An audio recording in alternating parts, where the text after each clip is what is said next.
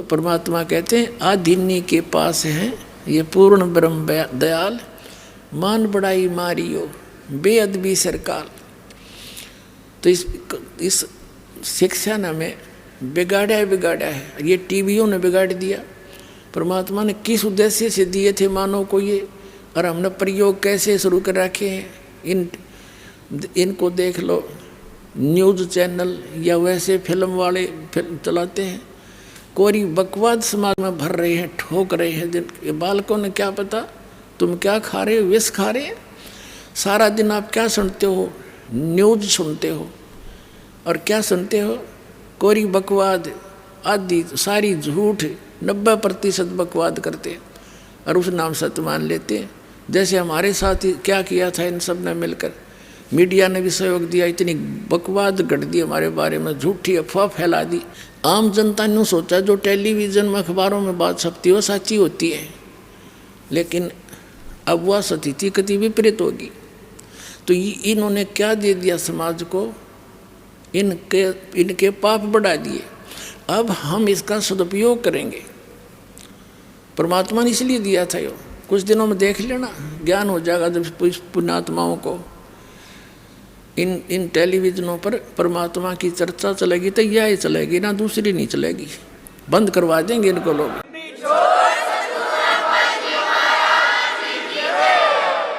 और फिर घर बैठे अपना सुबह उठेंगे, जब टीवी चलता पाओगा, कभी रमेणी हो रही है, कि आरती चल रही है, कहीं पर सत्संग हो रहा है, सुबह का नित्य नियम चला करेगा।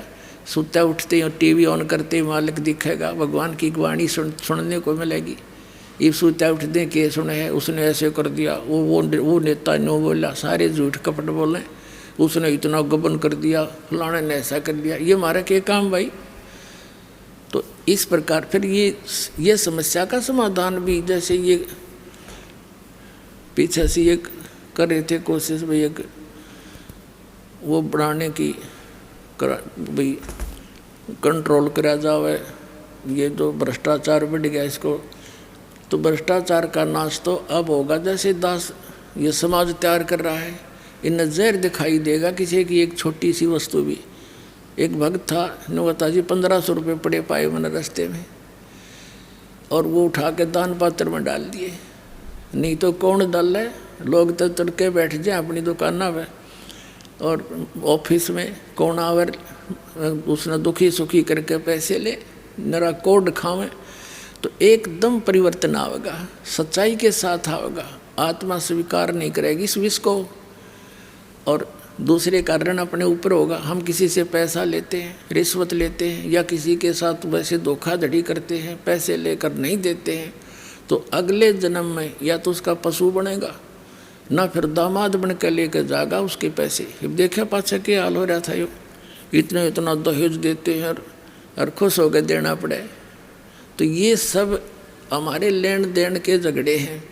और अब इस समय में परमात्मा की शरण में हमारे ये सब आपस के संस्कार अब खत्म कर दिए जाएंगे, और आगे हम बढ़ावा को नहीं, तो हम इस तरह से तलोक जाएंगे। अब जो प्रसंग चल रहा है, गोता मारूं स्वर्ग में जा बैठूं पाताले, कह कबीर ढूंढता फिरूं अपने हीरे मोती लाल। अब परमात्मा के हीरे मोती लाल, अब जैसे पुस्तक पहले तो स्वयं मालिक आते थे, अब ये पुस्तक क्या है, ये भी परमात्मा आए थे, वो भी अपना ज्ञान नहीं देना आए थे। भगवान ऐसा है, उसकी विधि ये है, और वो वहाँ रहता है अपना ही डबल रोल करके, और वो वहाँ जाए बिना तुमने वो सुख मिल नहीं सकता। वहाँ जाकर तुम्हारा जरा और मरण नाश हो जाएगा, उसका तरीका यूँ है। वो भगवान भी यही बताने आए थे। उस भगवान के द्वारा बताए गए उस सारे अध्यात्म ज्ञान को इस दास के ऊपर रजा हुई, ये सत्संग सुनाए, सदग्रंथों से वो प्रमाण निकाले और वो आप तक पहुंचा दिए। तो वो भगवान ही समझो, वह पुस्तक आपके पास है, उस मालिक का संदेश है। तो ये गोता मारूं स्वर्ग में जा बैठूं पाताल, कह कबीर ढूंढता फिरूं अपने हीरे मोती लाल। तो ये पुस्तक जो है या उन हीरे और मोती लालों को ढूंढ ढूंढ कर ला रही है। यहाँ भक्त आते हैं, हम पूछते हैं पता तो लगे हमारा कौन सा जंतर मंत्र सही फिट हो रहा है जनता में। भाई कैसे पता लगे आपको, यहाँ कैसे आए? तो बताते हैं जी ये पुस्तक पढ़ी ज्ञान गंगा। ओहो, हम पूछते हैं भाई कैसा ज्ञान लेके? ओहो, ज्ञान क्या बस कमाल है। देखो कैसे सिर घूम जाता है इंसान का, कभी देखा ना सुना ऐसा भगवान ना ऐसा ज्ञान। और आज तक हम उस परमात्मा की चाह में अड़ंगा इकट्ठा कर रहे थे, सारी बकवाद सुना करते थे, लोक वेद सुना करते थे, अंतःकरण खराब हो गया हमारा। तो ये वो भगवान ही है जो अपने बच्चों को ढूंढ कर लाते हैं, उस परमात्मा की आत्मा है इसमें। जैसे नानक साहिब जी ने जब एक प्राण संगली नामक ग्रंथ बनाया था और उसके अंदर पूरा डिटेल दी थी, मुझे कौन मिला पूरा लिखा था उसके अंदर, और श्वासों के सिमरण का मंत्र लिखा था। ये एक विशेष ग्रंथ अलग से बनाकर एक शिवनाभ नामक राजा था सिंगल द्वीप का, वो उनका शिष्टा उसको दे दिया था कि तो आप इसको संभाल कर रखना, इसको किसी ऐरे गहरे का हाथ मत लगने देना, ये मेरी देह समझ लेना। क्योंकि वो गुरु जी थे शिवदयाल, उसके शिवनाभ राजा के नानक जी, तो गुरु के प्रति कितनी आस्था होती है। तो यूँ कहा था कि इसको मुझे ही समझ लेना, ये किसी के ऐसे वैसे व्यक्ति का हाथ ना लगने देना। तो फिर बाद में कुछ भी हमारा दुर्भाग्य रहा, वो पूरा ग्रंथ हमें प्राप्त नहीं हो पाया। फिर भी दाता ने कहीं ना कहीं से घुमा फिरा कर गरीबदास साहिब जी के माध्यम से वो फिर ज्ञान अपना प्रकट करा दिया, और फिर दास को भेज दिया परिपूर्ण करके उस पूरे ज्ञान से। अब डूंडा ठा दूंगा सारे विश्व में।